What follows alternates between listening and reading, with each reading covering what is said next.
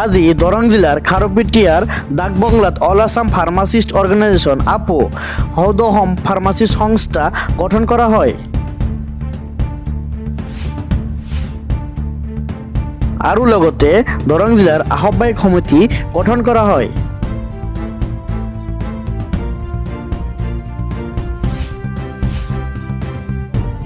সকলো সময়ত সকলো ফাৰ্মাচিষ্টৰ কাষত থিয় দিয়াৰ প্ৰতিশ্ৰুতিৰে অল আছাম ফাৰ্মাচিষ্ট অৰ্গেনাইজেশ্যন আপো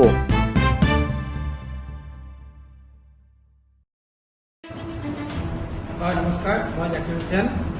আজি আমি এটা বিশেষ আলোচনা সভা আয়োজন কৰিছিলোঁ দৰং জিলাৰ সমূহ ফাৰ্মাচিষ্ট অধ্যয়ন সমাপ্ত কৰি ৰেজিষ্ট্ৰেশ্যন নোপোৱা ছাত্ৰ ছাত্ৰীখিনিক লগত লৈ আমাৰ যে আলোচনাৰ বিষয়বস্তু আছিলে যে এপিচিত আমি যি 2 বছৰ ৰেজিষ্ট্ৰেশ্যন পোৱা নাছিলোঁ, উক্ত ৰেজিষ্ট্ৰেশ্যনটো ইতিমধ্যে আপোনালোকে জ্ঞাত যে মহামান্য গুৱাহাটী উচ্চ ন্যায়ালয়ৰ নিৰ্দেশ মৰ্মে আৰু উচ্চ ন্যায়ালয়ৰ তত্বাৱধানত ইতিমধ্যে ৰেজিষ্ট্ৰেশ্যনৰ কাম আৰম্ভ হৈছে আৰু খুব নিয়াৰিকৈ কামখিনি ইতিমধ্যে চলি আছে।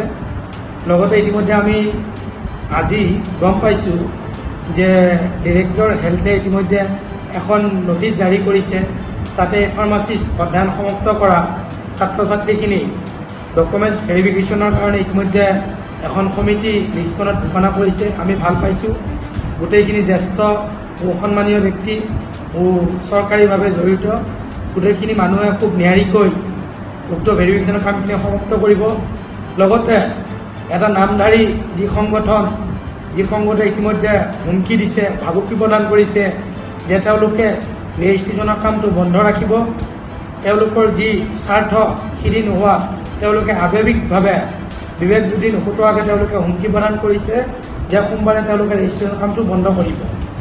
আৰু আমি সোমবাৰে গোটেইখিনি ৰেজিষ্ট্ৰেশ্যন নোপোৱা ছাত্ৰ ছাত্ৰীক আমি আহ্বান জনাম, আপোনালোক সকলো ছাত্ৰ ছাত্ৰীয়ে সোমবাৰে পিছলৈ আহক আৰু যি দুষ্কৃতিকাৰীৰ দলে যি ভাবুকি প্ৰদান কৰিছে, চৰকাৰীভাৱে মহামান্য গুৱাহাটী উচ্চ ন্যায়ালয়ৰ তত্বাৱধানত নিৰ্দেশত যি কাম হৈ আছে সেই কামত বাধা আৰোপ কৰাৰ যি অপচেষ্টা কৰাৰ যি ষড়যন্ত্ৰ ৰচিছে তাক আমি আইনীভাৱে বিৰোধ কৰাৰ উদ্দেশ্যে গণতান্ত্ৰিক পদ্ধতি যাতে আমি বিৰোধ কৰিব পাৰোঁ সেইবাবে আমি সোমবাৰে গোটেইখিনি ছাত্ৰ ছাত্ৰীক আহিবলৈ আহ্বান জনাইছোঁ। লগতে সোমবাৰে আমি ৰেজিষ্ট্ৰাৰ মহোদয়ৰ লগত আমাৰ কিছু বিশেষ বাৰ্তালাপ আলোচনা আছে।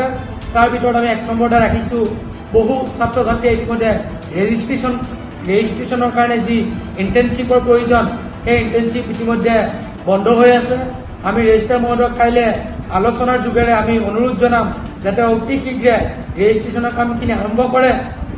আৰু লগতে আৰু এটা বিষয় ক'ব লাগিব, যোৱাকালি আমি শুনিছোঁ যে মাৰ্কশ্বিটত ৰোল নম্বৰ নথকাৰ কাৰণে কিছু ছাত্ৰ ছাত্ৰী বোলে ভেৰিফিকেশ্যন প্ৰচেছত তেওঁলোকক স্থগিত কৰা হৈছে।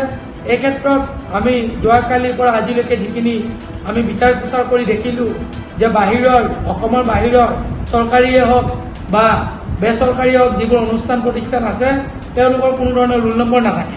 তেওঁলোকৰ এটাই নম্বৰ থাকে, ৰেজিষ্ট্ৰেশ্যন নম্বৰ। কোনো ক্ষেত্ৰত সেইটোক কোৱা হয় হল টিকেট বুলিও কোৱা হয় আৰু ৰেজিষ্ট্ৰেশ্যন নম্বৰটোৱে সম্পূৰ্ণ গোটেইখিনি বস্তু পৰ্যবেক্ষণ কৰে। গতিকে ৰোল নম্বৰ মাত্ৰ অসমৰ ক্ষেত্ৰতে আছে। গতিকে এই ক্ষেত্ৰত আমি ক'ব লাগিব যে ৰোল নম্বৰ বিষয়টো অসমৰ ক্ষেত্ৰতে আছে আৰু এইটো সম্পূৰ্ণ যাৰ যি ইউনিভাৰ্চিটিৰ নিজাববীয়া নিয়ম আছে, এইটো তেনেকুৱা PCI কোনো নিয়ম নহয়। গতিকে ইয়াতে কিবা এটা ভুল বিভ্ৰান্তি হৈছে। আমি হয়তো কালি আলোচনাৰ মাধ্যমে এইটো সংশোধন হ'ব, আমি গোটেইখিনিয়ে যাম।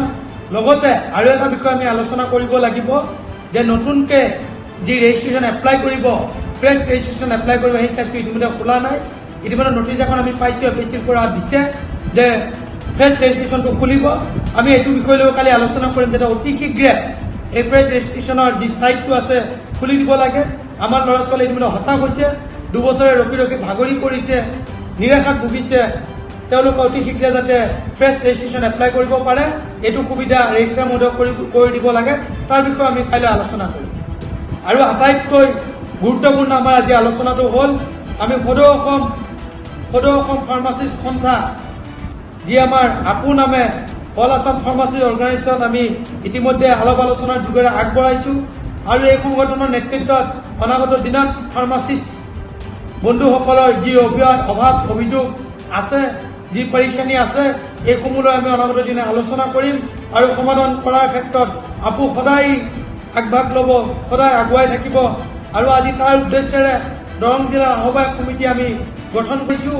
আৰু এই আহ্বায়ক সমিতিৰ নেতৃত্বত এই আগষ্ট মাহতেই আমি সম্পূৰ্ণ দৰং জিলাৰ সমিতিখন আমি ঘোষণা কৰিম। আৰু সমূহ উঠি অহা যি ফাৰ্মাচী বন্ধুসকল আছে তেওঁলোকৰ আমাৰ এটা আহ্বান যে আমি আপোনালোকৰ হৈ কাম কৰি আছোঁ আৰু অনাগত দিনত নিৰবিচ্ছিন্নভাৱে স্বাৰ্থহীনভাৱে কোনো স্বাৰ্থ নৰখাকৈ আমি ফাৰ্মাচিষ্ট বন্ধুৰ হৈ সদায় কাম কৰি যাম। আগভাগ ল'ম, এয়া আমাৰ প্ৰতিশ্ৰুতি। আৰু আপোনালোকো আমাৰ আপোক সহযোগ কৰক, আগভাগ লওক, আপোনালোকে দায়িত্ব লৈ কাম কৰক। এইখিনিয়ে আজিৰ আলোচনা আছিল। জয় অসম, ধন্যবাদ।